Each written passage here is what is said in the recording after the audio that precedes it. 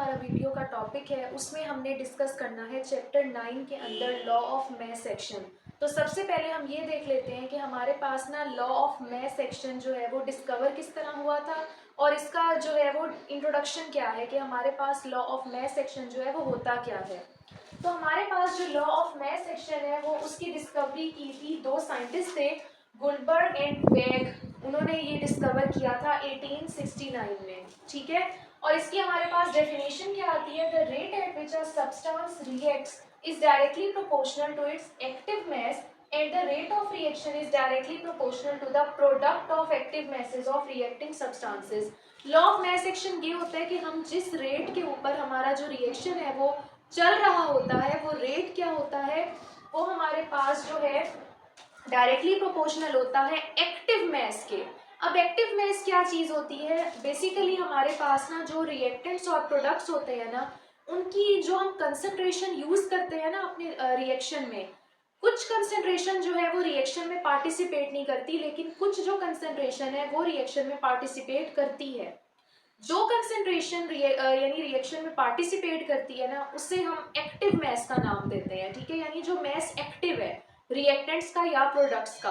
तो हमारे पास जो रेट ऑफ रिएक्शन है ना वो डायरेक्टली प्रोपोर्शनल होता है एक्टिव मैस के, जो कि रिएक्टेंट्स और प्रोडक्ट्स का है जो रिएक्शन में पार्टिसिपेट कर रहा है, ठीक है।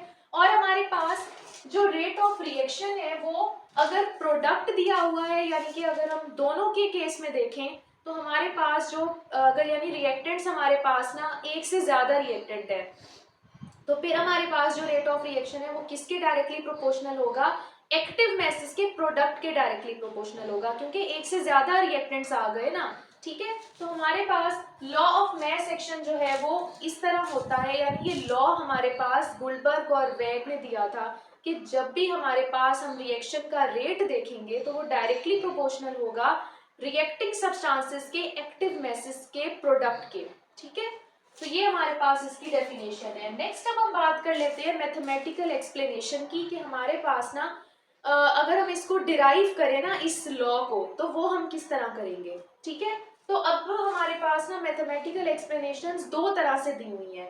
अगर हम सिंपल एक रिएक्शन ले ले, ठीक है, और इसके साथ हम उसकी कंसेंट्रेशंस जो है वो ना दिखाएं, मोलर कंसेंट्रेशंस, और अगर मोलर कंसेंट्रेशंस हमने दिखानी है तब भी हम इसको इसी तरह जो है वो डिराइव करेंगे। तो सबसे पहले हम सिंपल एक इसका ओवरव्यू देख लेते हैं। अब हमारे पास एक रिएक्शन है जो कि रिवर्सिबल है, क्योंकि हमें पता है कि हमारे पास इक्विलिब्रियम कहाँ अचीव होगा, रिवर्सिबल रिएक्शन में, ठीक है। तो हमने रिवर्सिबल रिएक्शन लिया, A प्लस बी हमारे पास है रिएक्टेंट्स और C प्लस डी हमारे पास क्या है, प्रोडक्ट्स हैं, ठीक है। अब लॉ ऑफ मैथ सेक्शन की अकॉर्डिंग अगर हम बात करें तो हमारे पास जो रिएक्टेंट्स हैं, ठीक है, उनका हमारे पास जो एक्टिव मैस है वो डायरेक्टली प्रोपोर्शनल किसके होगा, रेट ऑफ रिएक्शन के। तो इधर अगर हम अलग अलग देखें तो हमारे पास रिएक्टिंग सब्सटेंसेस कौन कौन से हैं, प्रोडक्ट्स भी हैं और रिएक्टेंट्स भी हैं, ठीक है। तो हम अलग अलग इनका जो है वो इक्वेशन बनाएंगे लॉ ऑफ मैथ सेक्शन के हिसाब से। अगर हम रिएक्टेंट्स की बात करें तो रिएक्टेंट्स वाली साइड पे जो रिएक्शन होता है वो किस टाइप का होता है, फॉरवर्ड रिएक्शन होता है। तो इधर हम लिखेंगे according to law of mass action rate of forward reaction directly proportional है रिएक्टेंट्स की कंसंट्रेशन के या एक्टिव मैसेज के, ठीक है। जब हमें कंसंट्रेशन को शो करना होता है ना, हम स्क्वायर ब्रैकेट से शो करते हैं, ठीक है। तो हमारे पास अब ये लॉ ऑफ मैथ सेक्शन की स्टेटमेंट हो गई कि rate of forward reaction, forward हम क्यों कह रहे हैं, क्योंकि अभी हम सिर्फ एक साइड की बात कर रहे हैं, रिएक्टेंट्स वाली साइड की। तो rate of forward reaction directly proportional है एक्टिव मैसेज ऑफ रिएक्टेंट्स के, ठीक है। तो अब हम प्रोपोर्शनैलिटी को खत्म करने के लिए कांस्टेंट लगाते होते हैं, तो इधर हम कांस्टेंट लगाएंगे के एफ, ठीक है। के तो कांस्टेंट है, ठीक है, और एफ क्या है, फॉरवर्ड रिएक्शन को शो कर रहा है कि ये रेट कांस्टेंट है फॉरवर्ड रिएक्शन का, और साथ हमारे पास एक्टिव मैसेज आ गए ए और बी के, ठीक है। नेक्स्ट हमारे पास जो है वो क्या इक्वेशन बनेगी, rate of reverse reaction directly proportional to C and D के एक्टिव मैसेज, क्योंकि इधर हमारे पास अगर प्रोडक्ट साइड की बात करें तो उधर रिवर्स रिएक्शन होगा, और हमारे पास प्रोडक्ट्स कौन कौन से हैं, सी और डी हैं।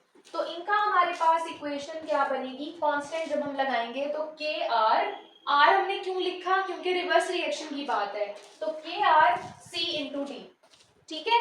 तो ये हमारे पास सेकंड इक्वेशन आ गई।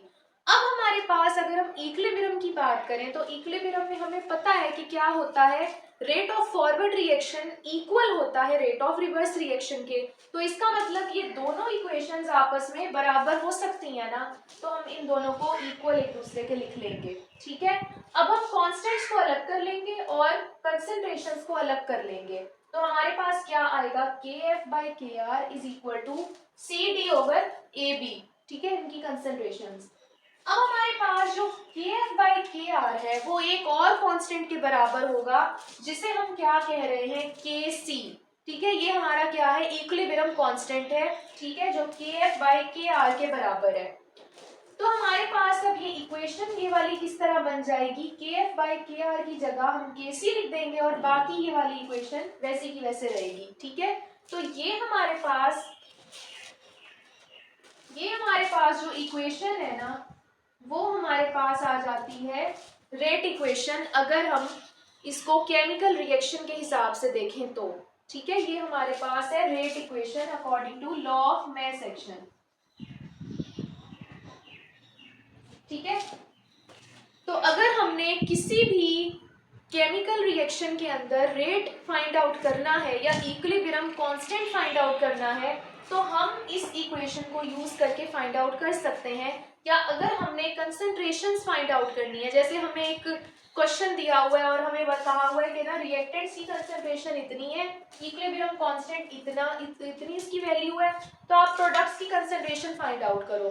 तो हम इस इक्वेशन से या फॉर्मूले से आराम से फाइंड आउट कर सकते हैं। ठीक है, या अगर हमने रिएक्टेंट्स की कंसंट्रेशन फाइंड करनी है, KC और CD की वैल्यू में दी हुई है, तो हम आसानी से फाइंड आउट कर सकते हैं। ठीक है, तो ये हमारे पास जो है वो क्या है, एक डेरिवेशन है कि हम किस तरह लॉ ऑफ मैस एक्शन को यूज करके इक्विलिब्रियम कांस्टेंट की वैल्यू निकाल सकते हैं, या उसे रेट इक्वेशन भी हम कह सकते हैं। ठीक है, अगर हम इसे रेट इक्वेशन ना भी कहें ना तो हम इसे इक्विलिब्रियम कांस्टेंट का फॉर्मूला कह सकते हैं कि ये हमारे पास इक्विलिब्रियम कांस्टेंट फाइंड आउट करने का फॉर्मूला है।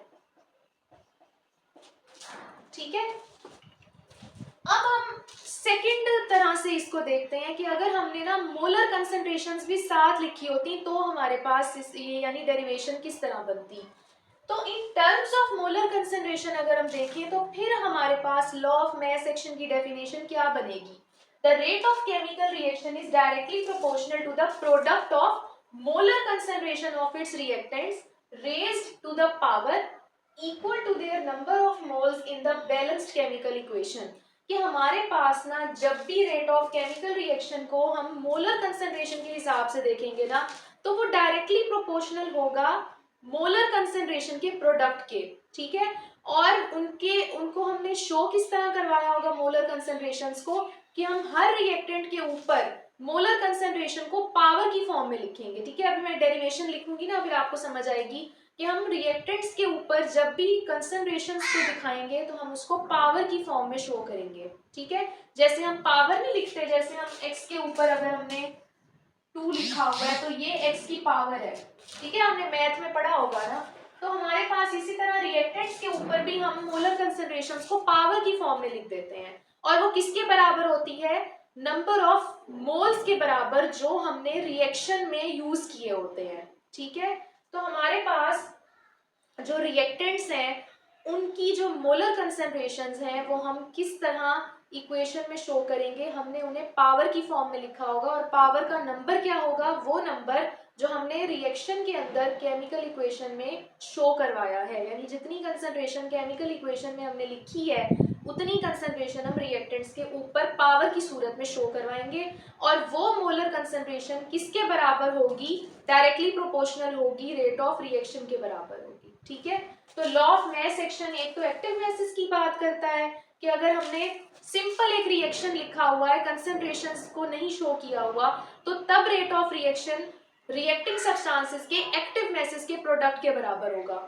ठीक है, एक्टिव मैसेज भी कंसंट्रेशन को ही कहते हैं, लेकिन मोलर कंसंट्रेशन की बात यह है कि अगर हम इधर सिंपल मोलर कंसंट्रेशन लगा दें, जैसे मेरे पास अब A है ना वो 2 मोल है तो मैंने इधर 2 लगाया हुआ है। ठीक है, उसी तरह मैं इधर नंबर से शो नहीं करूंगी, मैं सिंबल से शो करूंगी। फॉर एग्जाम्पल आपकी बुक में भी ये दिया हुआ है कि इधर मैंने स्मॉल ए लिख दिया, ए की कंसंट्रेशन, इधर स्मॉल बी लिख दिया, स्मॉल सी लिख दिया और इधर स्मॉल डी लिख दिया। अब ये जो स्मॉल हमारे पास लेटर्स हैं वो मोलर कंसंट्रेशंस हैं, जो कैपिटल लेटर्स हैं वो हमारे रिएक्टेंट्स और प्रोडक्ट्स हैं। ठीक है, तो अब इक्वेशन किस तरह बनेगी? अब हमारे पास इक्वेशन इस तरह बनेगी कि रेट ऑफ फॉरवर्ड रिएक्शन की जगह हम लिखेंगे R F, rate of forward reaction R F से शो करेंगे और के एफ हमने लिख लिया। अब ए हमने लिखा हुआ है ना हमारा रिएक्टेंट, उसके ऊपर हम पावर की सूरत में स्मॉल ए भी साथ लिख देंगे। ठीक है, और बी हमने लिखा हुआ है कैपिटल, तो इधर स्मॉल बी भी साथ लिख देंगे, उसकी मोलर कंसंट्रेशन। ठीक है, उसी तरह हमारे पास इधर रेट ऑफ रिवर्स रिएक्शन की जगह क्या आएगा? आर, स्मॉल आर, के आर, इधर सी का मोलर कंसंट्रेशन आएगी और डी की मोलर कंसंट्रेशन साथ आएगी। ठीक है, अब इधर हमारे पास rate of forward reaction is equal to rate of reverse reaction की जगह लिख सकते हैं हम R F is equal to R R. ठीक है, बाकी वही इक्वेशन सेम आएगी, बस इधर हमारे पास इनकी मोलर कंसंट्रेशंस भी साथ हम लिखेंगे। ठीक है, तो ये हमारे पास इस तरह जो है वो क्या बनेगी? इक्वेशन बनेगी और हमारे पास इधर इस तरह आ जाएगा।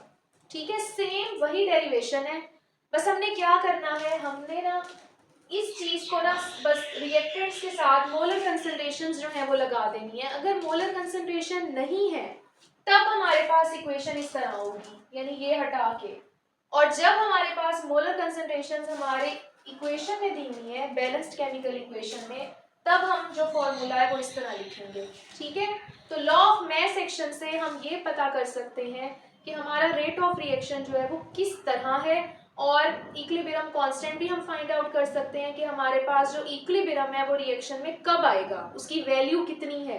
ठीक है, और रिएक्टेंट्स और प्रोडक्ट्स की कंसंट्रेशंस भी फाइंड आउट कर सकते हैं। ठीक है, तो मुझे उम्मीद है कि आपको वीडियो बहुत अच्छी लगी होगी। मेरे चैनल को ज़रूर सब्सक्राइब करें और मेरी वीडियोस को लाइक भी करें और अपने दोस्तों के साथ भी लाजमी शेयर करें, और कमेंट्स में भी मुझे लाजमी बताएं कि आपको वीडियोस कैसी लगती हैं, और अपना ख्याल रखें। तब तक के लिए अल्लाह हाफिज़।